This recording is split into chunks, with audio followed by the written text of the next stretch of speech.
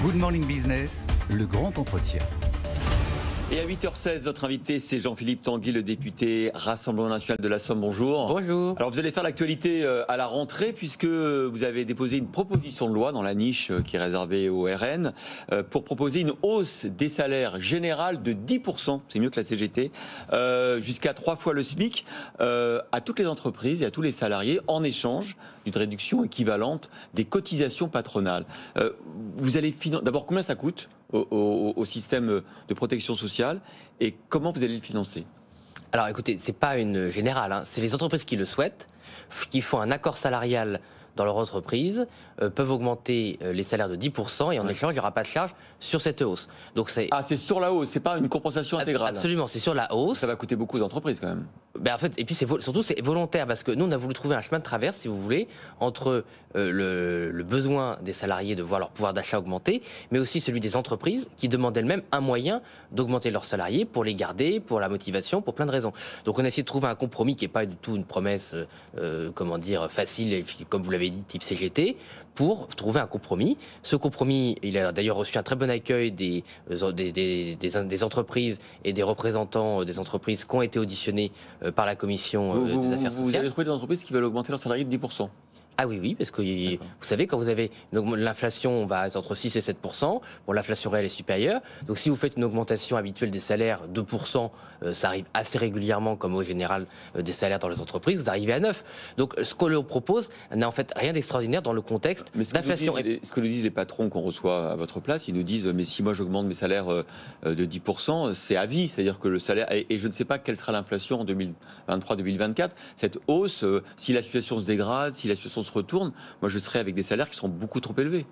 Oui, mais c'est aussi l'inverse, c'est-à-dire que si l'inflation continue d'augmenter encore comme cette année, et je le redoute et je pense, et au Rassemblement national on pense que cette inflation est structurelle, on l'a toujours pensé, on a été objectivement les premiers à l'annoncer. Au contraire, les entreprises vont devoir trouver un moyen d'augmenter leur salaire parce que si on refait encore une inflation de entre 5 et 8% l'année prochaine, les salariés en 2 ans vont pas perdre 15 points de pouvoir d'achat. Donc de toute façon, les entreprises ont besoin d'augmenter les salaires. Donc justement, on propose une solution qui leur permet d'amortir cette hausse et leurs coûts. Mais de toute façon, et puis je parle même pas de la concurrence internationale. Certains pays augmentent les salaires et vous savez que certains secteurs sont très tendus, y compris les secteurs techniques, hein, pas seulement les hauts diplômés ou la finance internationale. Et donc si les entreprises ne trouvent pas un moyen d'augmenter leurs salaires, elles vont dans de grandes difficultés. Et ce qu'il y a, c'est qu'elles ont déjà trouvé. Parce qu'en fait, quand on regarde globalement ce qui s'est passé depuis la période de septembre, on arrive à des augmentations dans les entreprises de l'ordre de l'inflation. On est à 7 à 8% en moyenne dans l'ensemble des entreprises françaises. C'était une promesse de campagne de Marine Le Pen au départ, c'est 10%. Est-ce que finalement, c'est pas déjà fait et que là, il faut passer à autre chose? Mais écoutez, je ne pense pas. Alors, les chiffres qui nous parviennent sont quand même inférieurs à l'inflation. Aujourd'hui, on a une hausse moyenne des salaires de 4% pour une inflation à 6%. Donc, on a quand même 2 points de perte d'achat en salaire réel. Alors, c'est vrai que dans les très grandes entreprises, elles ont des facilités il y a de la prime, pour atteindre ces méthodes-là. D'ailleurs, je vous rappelle qu'on avait voté la prime de cet été. Nous, on n'a jamais été dans la politique du pire. Tout ce qui permet d'augmenter le pouvoir d'achat à court terme, on le soutient, on le vote, même si on voyait ses limites. Et en fait, cette mesure-là, et c'est ça qui a plu dans les auditions qu'on a pu faire en commission des affaires sociales, c'est qu'elle s'ajoute, c'est un panel de solutions. À partir du moment où c'est volontaire pour l'entreprise, elles ont soit la prime votée cet été, soit peut-être, si les autres députés le souhaitent, la hausse des salaires avec une baisse de charges, c'est qu'elles ont les heures supplémentaires aussi qu'on a soutenues. Donc elles ont plusieurs solutions pour augmenter le pouvoir d'achat. Et ce que je pense est pertinent dans cette proposition de Marine Le Pen, c'est une fois de plus, ça relève de la décision de l'entreprise. C'est que si elle a un besoin, la probabilité pour qu'il se passe rien, elle est assez forte. Mais sincèrement, moi j'ai plutôt des bons retours sur la volonté d'utiliser ce dispositif. Après, c'est une proposition de loi. Ce que j'ai dit aussi en commission, c'est qu'on peut l'améliorer. Si 10% c'est trop, on peut passer à 8%, on peut peut-être envisager un barème entre 8 et 10%. Voilà. On peut l'améliorer, cette proposition de loi. Elle n'a pas la prétention d'arriver toute parfaite sur le bureau de l'Assemblée. Ce que je regrette, c'est que nos collègues députés, y compris ceux de la majorité, nous on avait soutenu par pragmatisme la prime. Eux, visiblement, ils veulent saccager la loi sans même la discuter sur le fond, alors qu'ils reconnaissent eux-mêmes, mais c'est une évidence, qu'il faut augmenter les salaires. Vous ne redoutez pas une dégradation de la compétitivité des entreprises françaises, notamment parce que les hausses de salaire vont évidemment gréver leurs marges, mais ensuite parce qu'on voit que les Américains sont très offensifs avec l'Inflation Reduction Act américain qui prévoit des subventions massives aux entreprises américaines qui relocalisent, qui investissent dans les technologies d'avenir. Est-ce que vous redoutez une nouvelle phase de désindustrialisation de l'Europe ? Ah oui, non mais ça on la redoute, mais c'est parce que depuis des années, les États-Unis effectivement ont franchi une nouvelle étape, mais il faut savoir que les États-Unis, même depuis le début des années 2000, ont une politique de souveraineté. Alors c'est d'abord une politique de souveraineté énergétique, jusqu'à Obama. Après Obama, une politique de souveraineté industrielle. Cet acte, cette loi de programmation de protection de Biden est une nouvelle étape, mais ça fait longtemps en fait que les États-Unis ont engrangé un phénomène de protectionnisme. Qu'est-ce qu'il faut faire ? Est-ce qu'il faut faire la même chose au niveau européen, au niveau français, comment vous voyez Alors les choses ? nous, c'est toujours la même chose, c'est que il faut le faire si possible au niveau européen, notamment la création de filières industrielles. Mais si l'Union européenne continue à ne vouloir rien faire, il faut que la France le fasse. Voilà. Bon, par ailleurs, ça dépend des filières. Par exemple, la filière nucléaire, il n'y a pas spécialement besoin. C'est une filière d'excellence. Enfin, c'était une filière d'excellence française. Il n'y a pas spécialement besoin de nos partenaires européens où ça peut être contre-productif. Mais par exemple, nous, une fois plus, on n'est pas dans la politique du pire.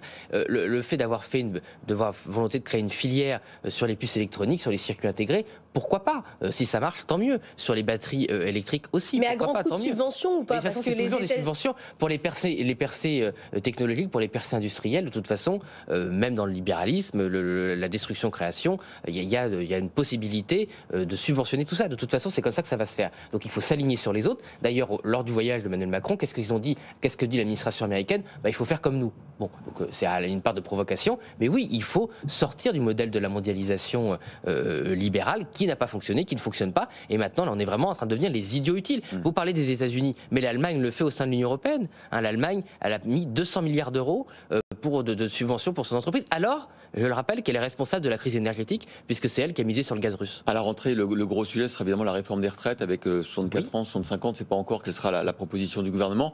Est-ce que vous êtes pour cette réforme ? Est-ce que vous pensez qu'on doit travailler plus pour justement être compétitif ? Non, on est contre cette réforme parce que elle est contre-productive. Pourquoi ? Aujourd'hui, la plupart des Français arrivent déjà à la retraite, soit au chômage, soit en pré-retraite. Voilà, c'est déjà la situation. Les entreprises ne gardent pas, malheureusement, les personnes en fin de carrière. Donc en fait, on va faire passer une grande partie des retraites vers le système social, vers des gens qui vont être au chômage, qui vont être au RSA, qui vont être sur les systèmes sociaux. Donc déjà, il y a une fausse économie. Mais est-ce que c'était pas vrai avant et qu'aujourd'hui, finalement, avec la pénurie de talents, on a plutôt besoin que les gens travaillent plus longtemps parce qu'on a besoin de leurs compétences et ensuite on a besoin de financer le système. Absolument, dans ces secteurs-là, nous, Mme Marine Le Pen va proposer des solutions de cumul emploi-retraite. Effectivement, il y a quelques secteurs où on a besoin de garder les gens, c'est pas non plus un nombre considérable de secteurs. Oui, peut-être, c'est vrai, mais après, vous avez aussi le problème de la pénibilité. Moi, je suis député de la Somme, je peux vous garantir que la pénibilité du travail est réelle. J'ai entendu un collègue sénateur macroniste qui a dit que les couvreurs et les logisticiens avaient des exosquelettes. Donc ces gens vivent évidemment dans un monde parallèle. Les gens sont très abîmés. Après, il y aura un volet pénibilité dans la loi qui n'est pas négocié. Vous avez raison, on le dit depuis 20 ans. Monsieur Macron, pour le moment, a limité les critères de pénibilité qu'avait créé d'ailleurs avec lui François Hollande. Donc c'est plutôt quelqu'un qui a affaibli ce système-là. Nous, on avait proposé un système très simple, parce qu'une fois plus, les usines à gaz, on connaît. C'est plus on a commencé à travailler tôt, plus souvent les métiers sont quand même pénibles, plus on part tôt. C'était le projet de réforme de Marine Le Pen. Ceux qui avaient travaillé avant 20 ans pouvaient partir à 60 ans. Et après, selon votre entrée dans le marché du travail, vous partiez entre 60 et 62 ans. Ça nous paraît la bonne solution. Vous restez toujours sur le projet de retraite à 60 ans ? Non, alors ça fait longtemps qu'on n'est plus sur la retraite à 62 ans pour tous.